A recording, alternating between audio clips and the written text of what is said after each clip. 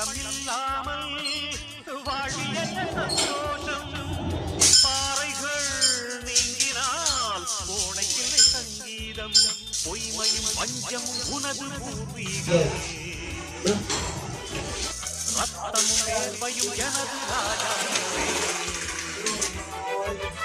எனது நடையில் உனது மணிகள் ஒளிபடுவே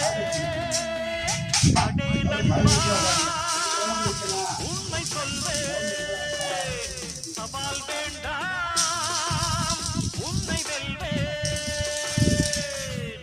வெற்றி நிச்சயம் இது வேத சக்தி அது விரிச்சுக்கிறவா